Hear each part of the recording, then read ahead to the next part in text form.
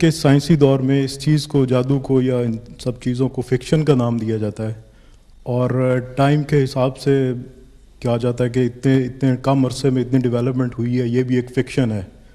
اس طرح سے سب کو ڈیولپ کیا گیا چند سالوں میں۔ سر، جو ایک میرا یہ سوال ہے، دوسرا یہ سوال ہے کہ یہ چیزیں لوگوں کو نظر آتی ہیں، چڑیلیں، بھوت، یہ وہ سارا کچھ، تو کیا یہ اسی شیطان کی ایک شکل ہوتی ہیں؟ اور ان کی آخرت میں ان کا بھی کوئی حصہ، شیئر ویسے تو موجود نہیں ہے جیسے آپ نے فرمایا، تو ان کے لیے جو سزا رکھی گئی ہے جو اس طرح کے کام کرنے والوں کے لیے، کیا وہ دنیا میں بھی رکھی گئی ہے؟ اگر ان کو کوئی انسان دینی تو سزا اللہ تعالیٰ نے، اگر اللہ تعالیٰ کسی کے انسان کے ہاتھوں اس کو سزا دلوائے تو کیا یہ جائز ہے؟ اصل میں یہ 2-3 سوال آپ نے گڈ مڈ کر دیے۔ ایک بات تو یہ سمجھیے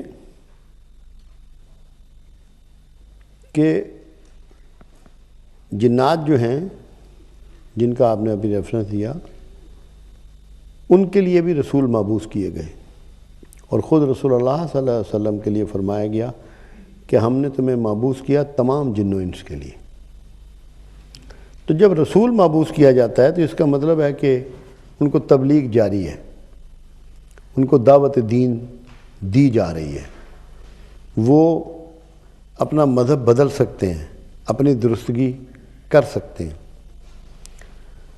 اور اللہ کے رسول صلی اللہ علیہ وسلم نے بارہا ان کو تبلیغ کی۔ قرآن حکیم میں مسجد جن بھی وہاں موجود ہے جہاں جنات کی جماعت ہوتی تھی، اور مدینہ منورہ میں ایک احاطہ ہے پورا جہاں ایک زمانے میں آپ نے ان کو تبلیغ فرمائی تھی، وہاں کوئی کنسٹرکشن نہیں ہوتی۔ جو مہذب ملک ہیں یا جن کے ہاں کوئی سسٹم موجود ہے، وہ اگر آپ کو دکھ دے رہا ہے بندہ کسی جنات کی ہیلپ سے، سپورٹ سے، ان کی کوآرڈینیشن، کوآپریشن سے، تو آپ کے لیے سزا کے طریقے موجود ہیں۔ کیونکہ اصل چیز تو یہ ہے کہ آپ کسی کا رائٹ ایکسپلائٹ کر رہے ہیں کسی بھی ڈھنگ سے، تو آپ انسان کو جب دکھ دے رہے ہیں کسی بھی معاشرے میں رہنے والے کو، تو سزا تو آپ کا مقدر ہے، ملنی چاہیے۔ اگر ہم نہیں دے پا رہے تو ہمارے یہاں کوئی سسٹم اس کے لیے پراپرلی نہیں ڈیزائن کیا گیا، تو یہ ہمارے معاشرے اور ہماری حکومت کی ناکامی ہے۔ ہونا ضرور چاہیے، کیونکہ آپ کسی کو کوئی بھی دکھ دے سکتے ہیں، تکلیف پہنچا سکتے ہیں، تو اس کی سزا تو آپ کو ملنی چاہیے۔ جہاں تک ویسٹ کی بات ہے، میں گیا ہوں ویسٹ، میں نے بہت دیکھا ہے، وہاں جنات وغیرہ بے شمار ہیں، بے انداز ہیں۔ میں بلکہ میرا سعودیہ میں جانے کا اتفاق ہوا اور میری عقل حیران رہ گئی۔ ایسی بلڈنگیں مجھے دکھائی گئیں، اسکولوں کی ہیں اور ادارے ہیں، کہ جن کو گورنمنٹ نے سیل کر دیا بائی آرڈر کہ یہ بلڈنگوں پہ جنات قابض ہو گئے ہیں، اس کو خالی نہیں کرتے، انسانوں کو نقصان پہنچائیں گے، کوئی آدمی ان میں انٹر نہ ہو۔ جدہ میں نے دیکھی ہے، اور میرے لیے بڑی یہ ایک نیا علم تھا اور نئی بات تھی۔ تو یہ تو فیس کرنی پڑتی ہے معاشرے میں ایسی خامیاں، اور ہیں۔ اگر آپ لوگ اویئر ہوں،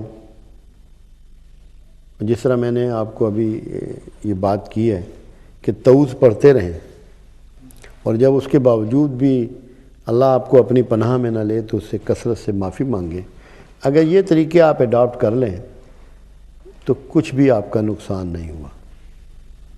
فکشن کے حوالے سے آپ سائنس میں یہ جو سائنس ہے نا جی، سائنس تو آگے بڑھتی جائے گی۔ سائنس فکشن کیا نہیں ہے، سائنس ایک سچ ہے، ایک حقیقت ہے سب جستجو خداوندی۔ کیونکہ جو کام ہمیں کرنا تھا، اللہ نے جب خلیفۃ الارض ہمیں بنایا تھا اور غور و فکر کی دعوت دی تھی، ہماری بدنصیبی ہے کہ دین کے اس شعبے میں ہمارے ہاں بہت تشنگی ہے، اور ہمارے ہاں اس پہ بہت شروع میں تو کام کیا گیا، 700-800 صدی پہلے اس سے بعد کوئی کام اس پہ نہیں ہوا۔ تو وہ اللہ نے ان کو توفیق دے دی، اہل مغرب کو، کہ وہ غور و فکر کر رہے ہیں اور نئی نئی چیزیں اللہ کی سنت کے حوالے سے موڈیفائی کر کے ان میں کسی نہ کسی شکل سے آپ کو، معاشرے کو دے رہے ہیں۔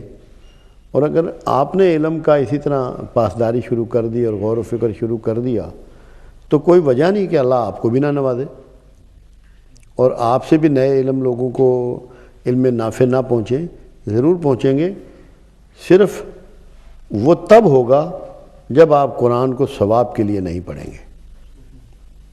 جب آپ قرآن کو کتاب حکمت اور کتاب ہدایت سمجھ لیں گے اور اس کے ایک ایک اس پہلو پر جہاں جہاں پروردگار عالم نے آپ کو عقل والوں کے لیے نشانیاں، غور و فکر کرنے والوں کے لیے نشانیاں اور غور و فکر کی دعوت دی ہے، جہاں جہاں اس نے دعوت دی ہے آپ اس پہ رک جائیں گے، سٹینڈ کریں گے، محنت کریں گے، جستجو کریں گے، تو کوئی وجہ نہیں ہے کہ آپ سے بھی سائنس کے وہی کمالات سامنے نہ آنا شروع ہو جائیں.